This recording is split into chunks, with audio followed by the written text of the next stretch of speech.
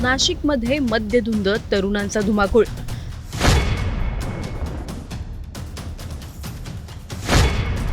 बेफाम car नागरिकांच्या अंगावर. 2 तरुण आणि छोटी मुलगी जखमी. घराचं गेट तोडून चालक फरार. शहरात संतापाची लाट.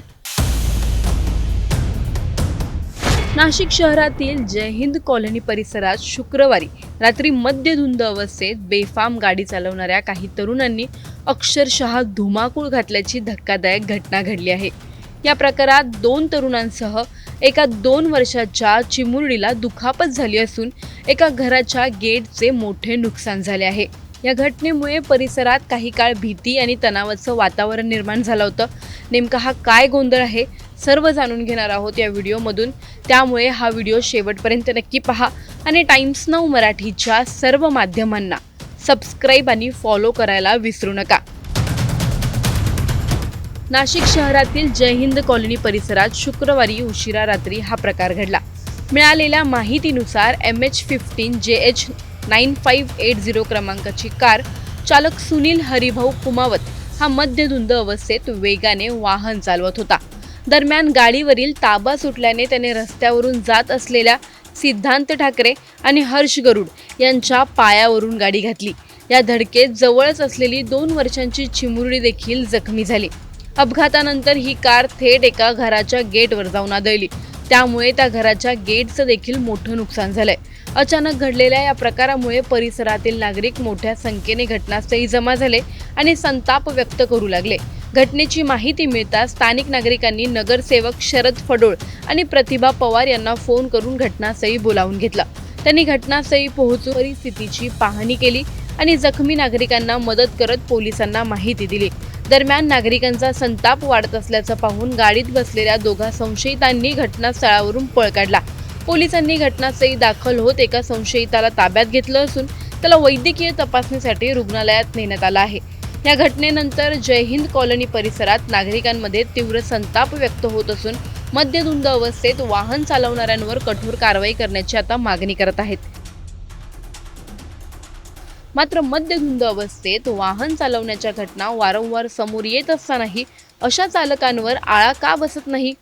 जय हिंद कॉलनीत घडलेल्या या घटनेनंतर पोलिसांकडून नेमकी कोणती कारवाई होणार आणि भविष्यात अशा प्रकारांना आळा बसणार का असा सवाल आता नागरिक उपस्थित करत आहेत.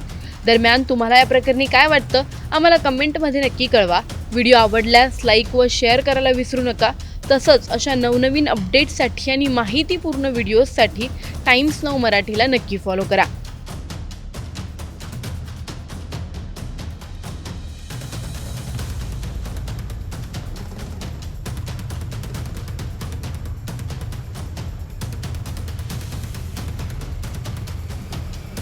गाडी होती टियागो का टाटा होती. तिने डायरेक्ट सारखी तिथं चक्रा मारत होती. ते 3 जण होते. आता मेन अक्युज इथं आहे, त्याचे आई वडील पण आहे इथं. तर त्याच्यापैकी तो जो पिलेला होता त्यांनी माझ्या भावाच्या म्हणजे सिद्धांच्या पायावर आणि अजून एक भाऊ मित्र माझा त्याच्या पायावर जवळपास म्हणजे विचारायला त्यांनी थांबवलं तर त्याच्या पायावर गाडी घातली, रिव्हर्स घेतली, परत गाडी डायरेक्ट बंगल्यात ठोकली. त्याचा पुन्हा गेट तोडला. तरी त्याची मुजोरी म्हणजे एवढी होती की तो तिथून पळायला निघाला होता.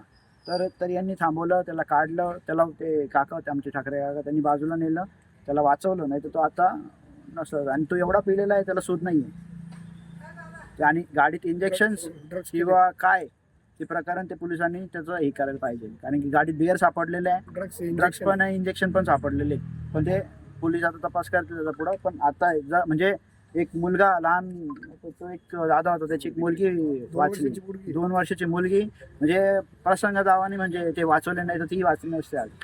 तर एवढा आज जवळपास 5-10 लोकांचं म्हणजे मृत्यू झाला असता. आणि परत गाड्यांचं तर वेगळंच आहे. या दादाची वेंटो गाडी होती, माझी गाडी वेंटो गाडीचं तर तो म्हणजे पूर्ण हे केलं. त्याच्यात माझी गाडी म्हणजे नव्हती, दादाची गाडी होती. ती गाडी वेणी होती, ती त्यांनी हे केलेली आहे. बरं, कोणाला काय दुखापत झालेलं आहे ना, हेच ना, पायाला लागलेले सुजलेले पाय. बऱ्याच लहान मुलांना काही लहान मुलगा वाचलाय, 2 वर्षाचा एक लहान मुलगा खेळत होता त्याच बोर्डच्या इथं. तो वाचलाय कारण की ते वेळेवर त्याला उचलण्यात आलं त्याच्यामुळे.